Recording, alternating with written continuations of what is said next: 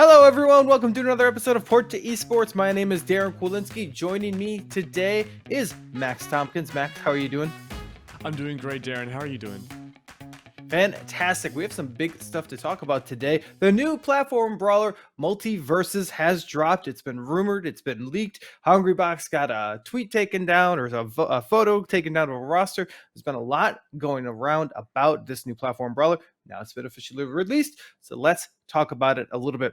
Going to jump right into the community hype immediately. Sonic Fox, they were hyped for Steven Universe, tweeting out, "My Steven Garnett is actually going to go crazy. I'm so hype." Hungrybox actually even put out his own tweet.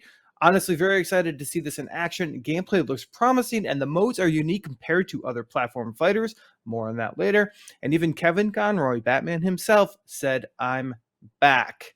What are your general impressions about MultiVersus and the community reaction so far, Max?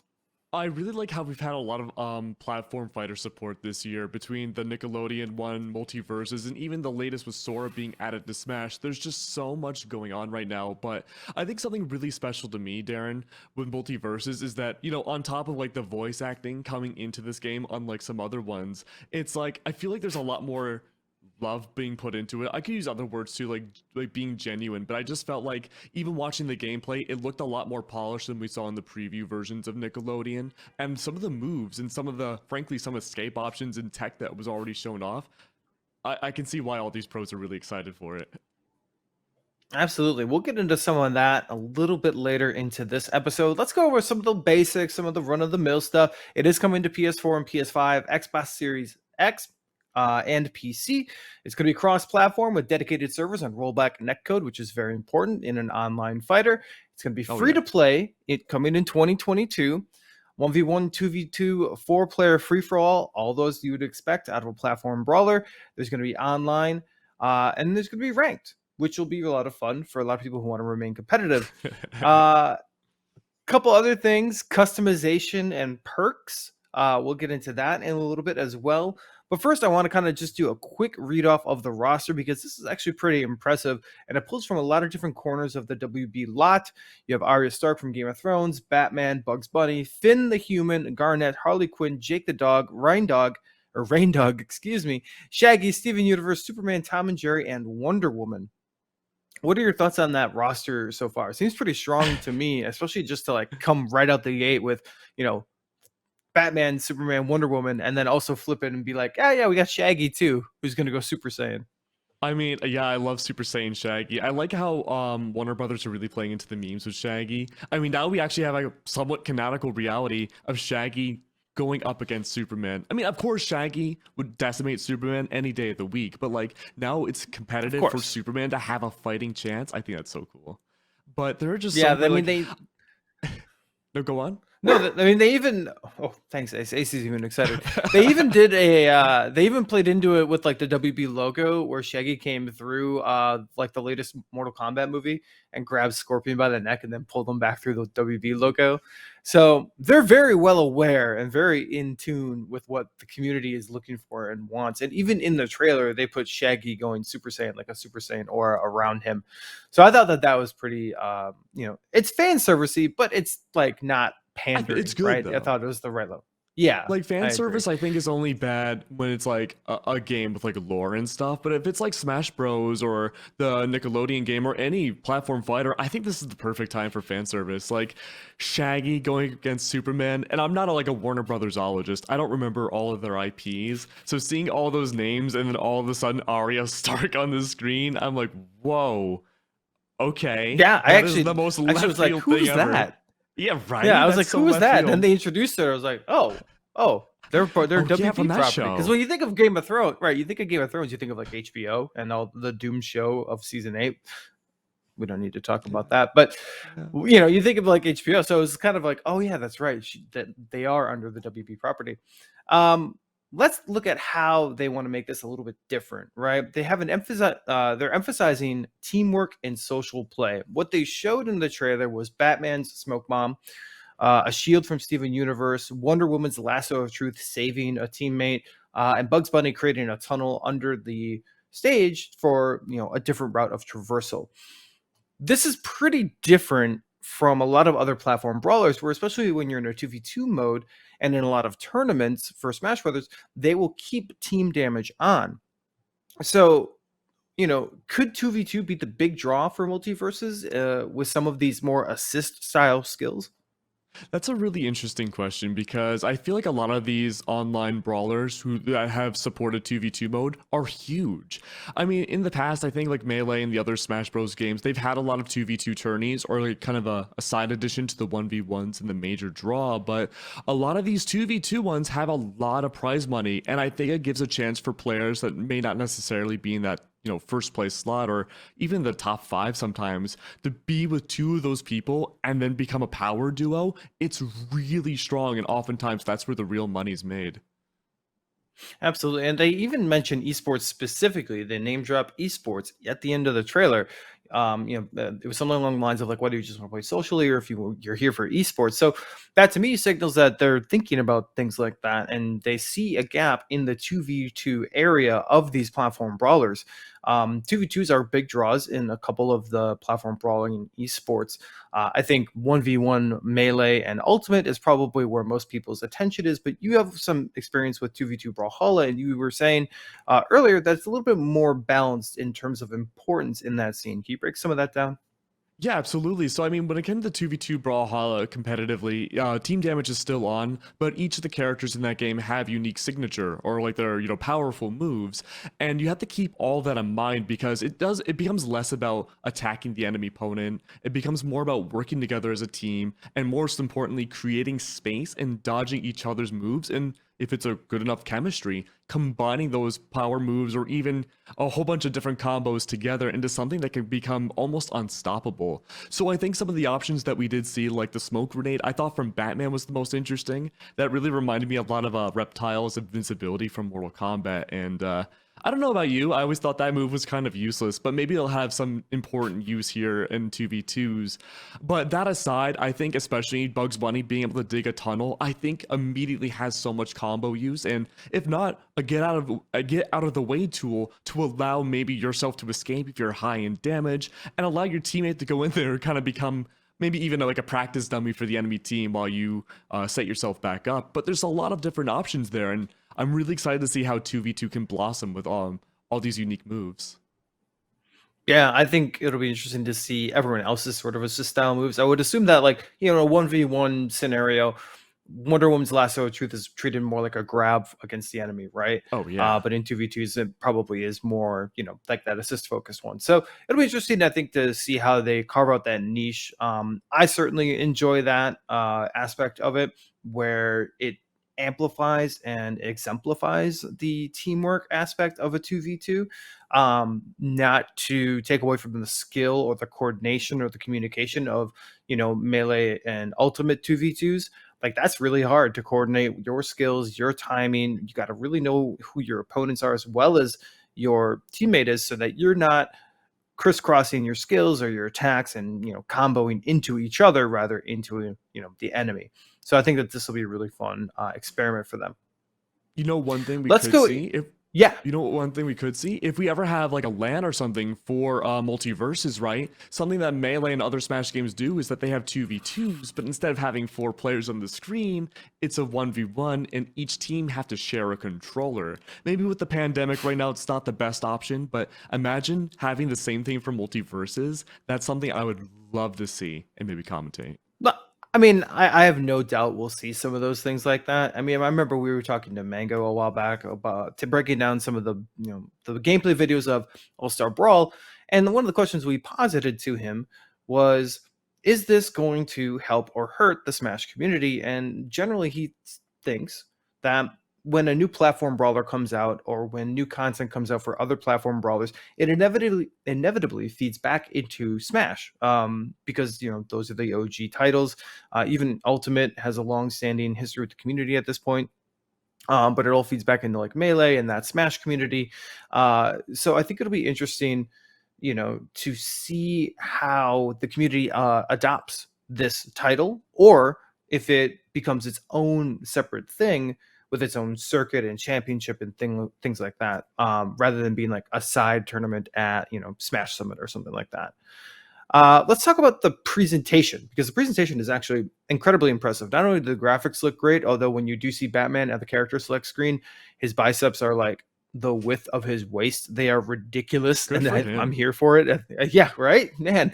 I mean, he's got to Jealous. go climb all up, What is up and routine? down Gotham. Oh my gosh. But look, you got Kevin Conroy, the OG Batman voice, all the way back from the animated series. He's been multiple games, like one of the most well-known and iconic voices in animated media. Superman, voiced by George Newbern, also part of the Batman v Superman adventures. He's been a longtime voice of Superman as well. You will know his voice when you hear it. Arya Stark, voiced by Maisie Williams, the actual Arya Stark, and Shaggy, voiced by actually Shaggy, Matthew Lillard. Um, they went all out on this presentation. Again, looks good, looks like it plays smoothly, but that authenticity of bringing in these voices, these iconic voices, that star power combined with the power of the IPs that they get to play with. I mean, is this a guaranteed hit? You got DC Comics, Game of Thrones, Adventure Time. Like, is this just destined to be at least a good game? I feel like a lot of people are definitely not going to be disappointed by it. I think that what we consider successful has to depend, if you're looking at it casually or competitively. I still want to say both casually and competitively too. I think, yeah, it's going to be a success. We see a lot of these brawl, these platform fighters kind of middle away sometimes, and they go into these really niche communities where you don't really see too much fandom outside of that, with Smash being the exception. I mean, Brawl Stars, Rivals of Aether, Brawlhalla, all of them have a niche community, and I don't think that Multiverses is going to be any different. I would consider it a success as long as the developers keep taking care of the platform and making sure, like they said, the netcode is good, they continue with the dedicated servers. I think everything else that we're getting here, like all these amazing voice actors, I mean, Matthew Lillard's one of my favorite actors of all time, but having all of them there for that authenticity, I really think is just going to be compounding interest and just even better for a game like this. Absolutely. Let's look at perks and progression. I was scanning through the video before we started talking. Characters will have perks that you can choose from: an offense, defense, utility, and then a unique one. And it looks like there's not just like a few. There's like a pretty substantial handful of the ways that you can customize the way your character is going to be played. It looks like you can equip one of each, one offense, one defense, one utility, and then one unique. And it looks like uniques look like to be some sort of super move or something that really makes that character shine. Not quite sure yet, but they are unlocked through a progression bar, which you'll get. Looks like gold to purchase, things in game, emotes, possibly I would assume like poses or maybe backgrounds for Default your dance. characters or alternate colors. Yeah, exactly. Oh my gosh. But first, are perks something that kind of excite you? Is that enough to kind of like, jostle up the platform brawler genre? As long as it's balanced correctly, I think it will be. Because, I mean, I can speak on Brawlhalla. I think other platform fighters do the same thing, but I just know Brawlhalla the most, so I can only speak on that. There is a perk system with all the characters in the game as well, so it would take away one dexterity for like one defense or any kind of mishmash between all the stats that you had. So you could focus more on one stat like offense and then take away from another one by a single point. I could definitely see it being the same way when it comes to multiverses. I really don't see a reality where they stray too far from that, but I think it really does jostle things up. Even the slightest change in stats overall, not only as a competitive player is that another thing you have to think of with your matchup and counters potentially, but it's also, for the viewer, that small amount could be a drastic difference between victory and defeat. And we've seen that happen in games like Brawlhalla 2. I know Smash doesn't really have a system like that, but that's okay. This just adds another layer of competitiveness, I feel, for a lot of these players.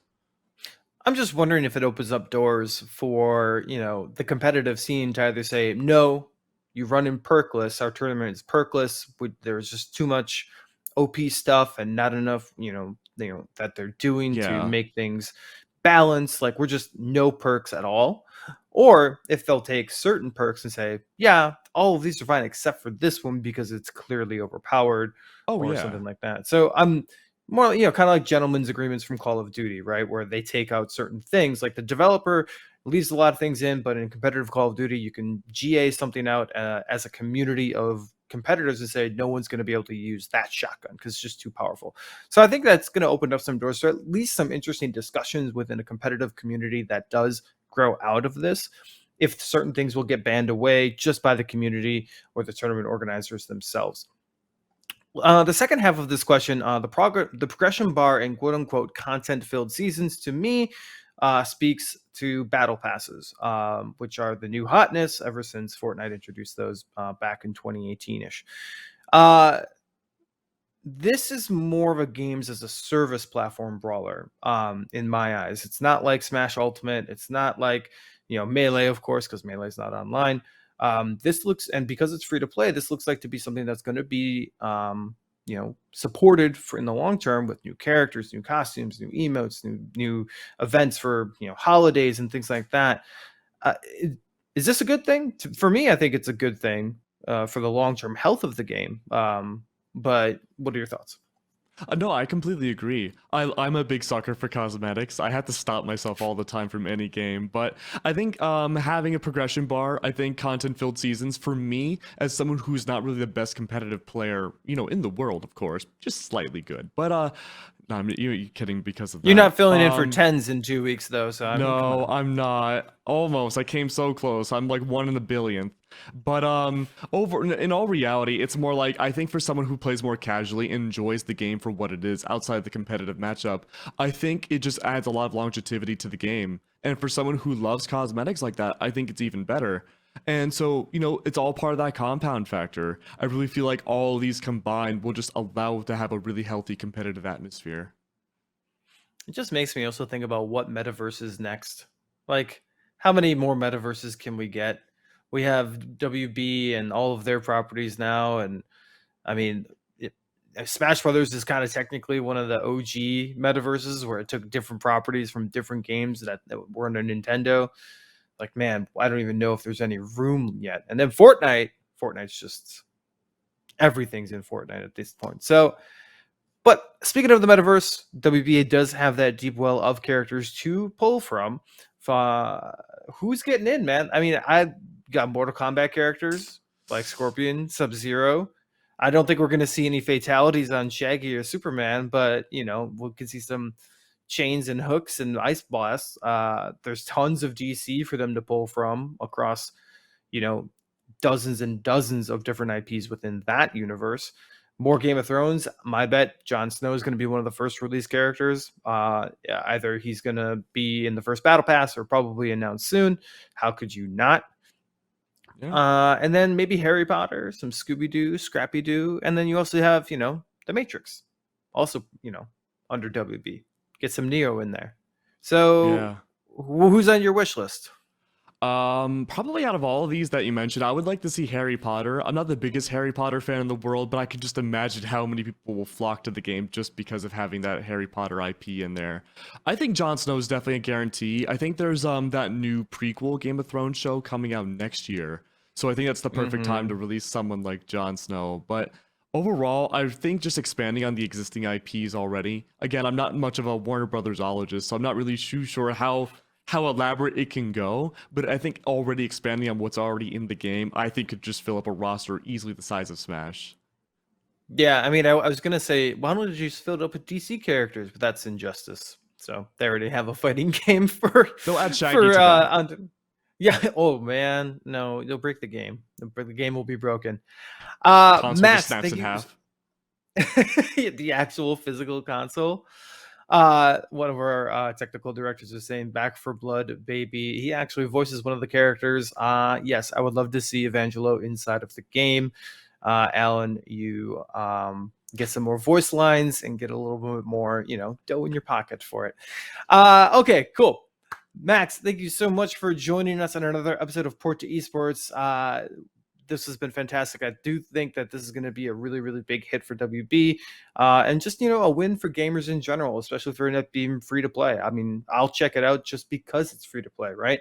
And so we'll probably, thousands and thousands of others. Max, thank you so much for joining us on this episode of Port to Esports. We're going to be covering this game extensively, as well as everything else in the platform brawling arenas. You got Smash Brothers, you've got Brawlhalla, you've got Nickelodeon All-Star Brawl. If you're looking for more information around them, look right here on IGN Compete.